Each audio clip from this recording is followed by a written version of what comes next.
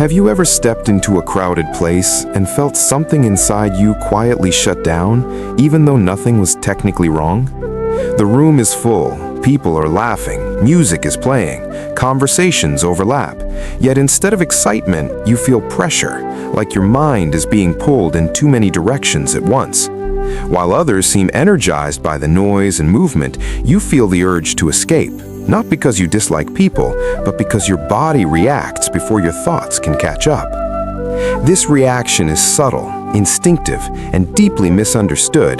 But for many people, crowded places don't feel alive, they feel overwhelming.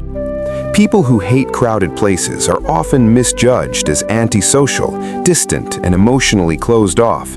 But their preference is not rooted in avoidance, it is rooted in awareness. Crowds demand constant attention, shifting faces, overlapping voices, unpredictable movements, and invisible emotional energy filling the space. For some individuals, the brain does not automatically filter these inputs. Instead, everything arrives at once, equally loud, equally demanding. They are not uncomfortable because they cannot socialize. They are uncomfortable because their mind is processing too much simultaneously. Rather than enjoying the moment, they are regulating it, monitoring their surroundings, adjusting their reactions, and unconsciously managing stimulation. Over time, this constant internal effort becomes exhausting. Silence feels relieving, not because it is empty, but because it allows their nervous system to finally rest. From a psychological perspective, this preference is closely connected to sensory sensitivity and nervous system regulation. Some people have brains that remain highly receptive to external stimuli, meaning sounds, movements, and emotional cues are processed more deeply and for longer periods of time. Instead of stimulation turning into excitement, it turns into overload. Their nervous system stays alert when others relax. This heightened processing is not a flaw. It often correlates with creativity, empathy, and emotional intelligence. But it does mean that crowded environments keep the brain in a constant state of vigilance. The body interprets this as stress, even if the mind cannot immediately explain why. One of the biggest misconceptions is that people who hate crowded places are insecure or socially anxious. In reality, many of them are confident, articulate, and deeply self-aware. They are capable of connection, but they prefer environments where connection does not come at the cost of internal balance. Another misconception is that avoiding crowds means missing out on life, as if joy only exists in busy spaces. But for these individuals, joy is not found in volume or visibility. It is found in clarity, depth, and emotional safety.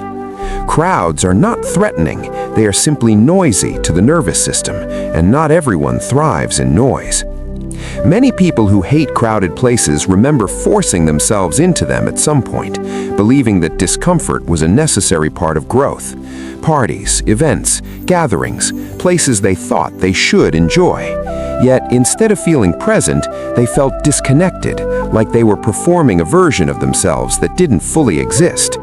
The real relief came not from joining in, but from leaving. The moment the noise faded, breathing slowed, thoughts settled, and their sense of self returned. That realization is often quiet but powerful.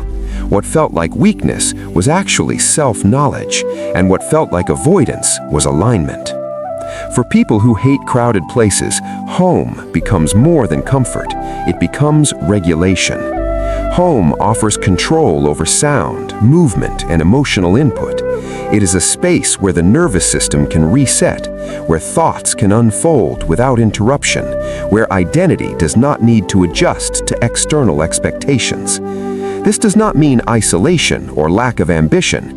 It means intentional energy use. These individuals often thrive in calm environments, developing strong intuition, creativity, and emotional depth because their mind finally has room to think.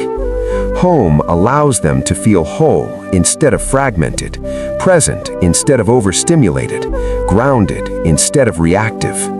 If crowded places drain you, there is nothing wrong with you. You are not antisocial, broken, or behind.